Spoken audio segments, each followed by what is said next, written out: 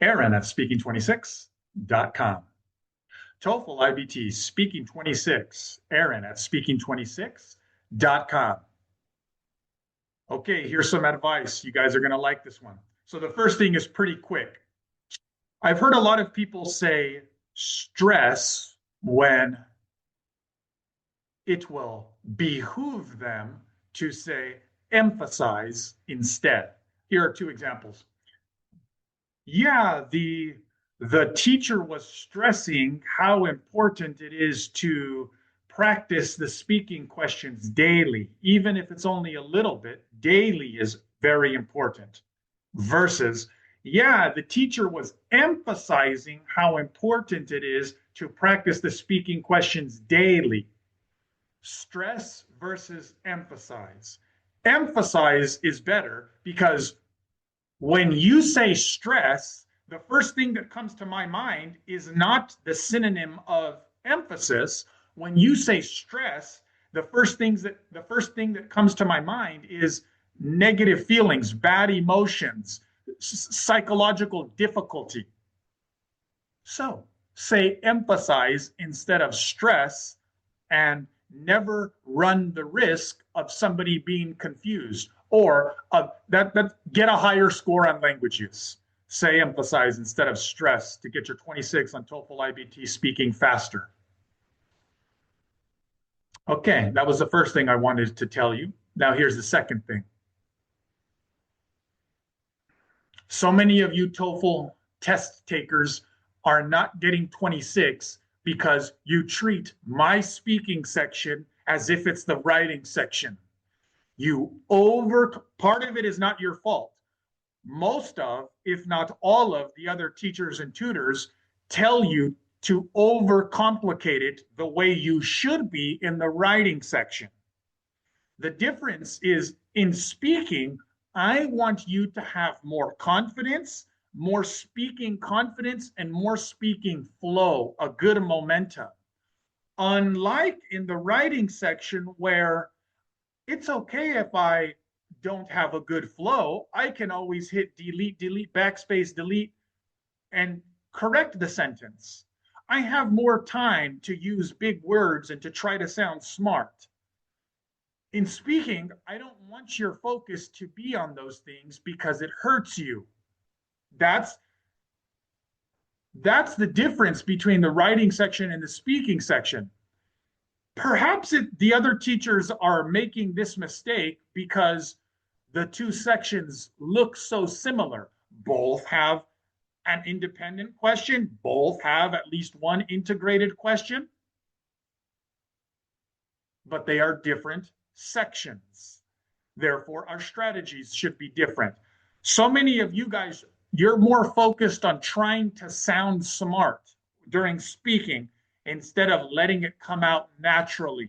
You have the ability to score higher, but you, for years, have been told by teachers you haven't been corrected. Okay, here's an example of a pharmacist this week. She never ever says the word make, M-A-K-E. Never. On multiple different days, on very different question topics, instead of saying make, she will say generate. Her energy and focus goes towards always trying to use the biggest synonym instead of the ideas, instead of developing the topic and progressing the ideas. She's wasting brain power. We all have a limited amount of attention that we can focus on, that we can put our attention towards and focus on things. She's unfortunately putting a percentage of her attention towards trying to impress you and I with big words. It would be like if I told myself, hey, Aaron, don't ever say the word big, B-I-G. People won't think you're smart, Aaron. Instead, for the rest of your life, never use the word big. Instead, use the word humongous every time.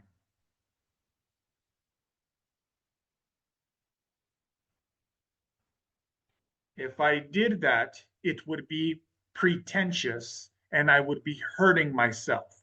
because it would be a false sense of satisfaction. It would be a false sense of satisfaction. I would think that I'm doing, you think that you're doing high scoring things. This is not the writing section. The highest scoring thing that you can be doing for yourself is to truly be fully confident.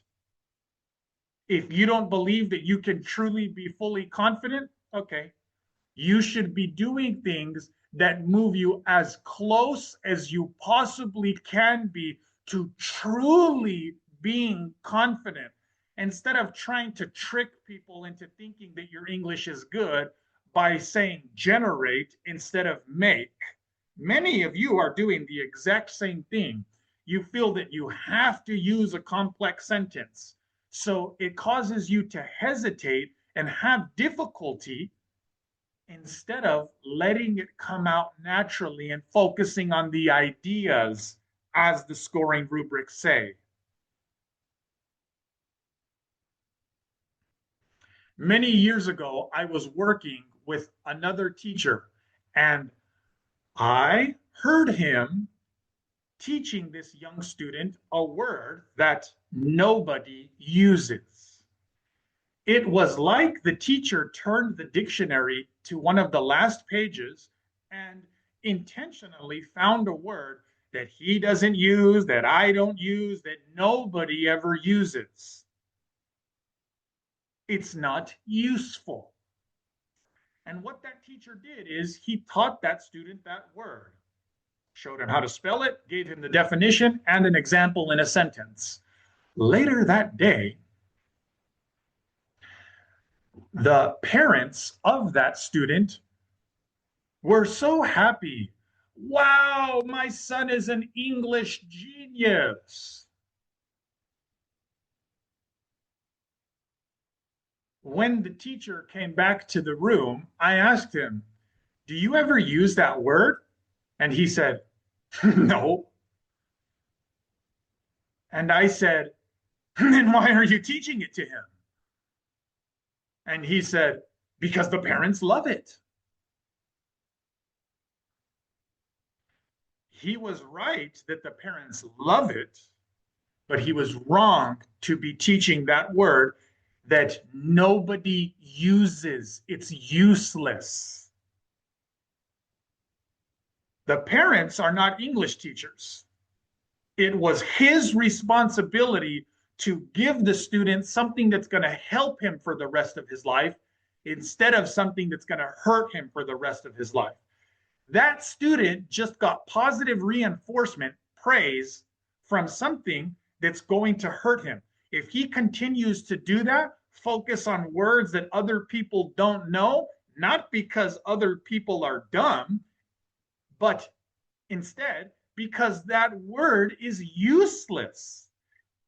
The more that that student focuses on that, the less effective overall he is going to be, because he's going to be putting his energies and attitudes towards things that are less important. He's going to be focused on being pretentious instead of truly sharpening his skills, instead of truly increasing his confidence.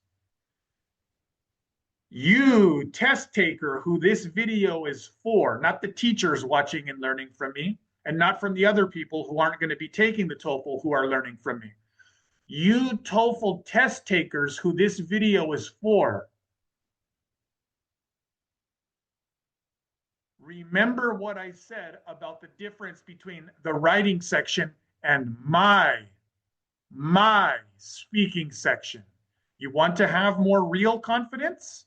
You want to have a better flow and momentum in your speaking answers? Stop trying to impress people. Save that for the writing section. In the speaking section, be natural, like I have been during this whole video. It's the speaking section. It's not the writing section. It's the speaking section. It's not the what does your face look like section. It's the speaking section. Use that to finish your TOEFL and then tell me about it. Best of luck to all test takers. Good luck, everybody. Get your 26 on TOEFL IBT speaking.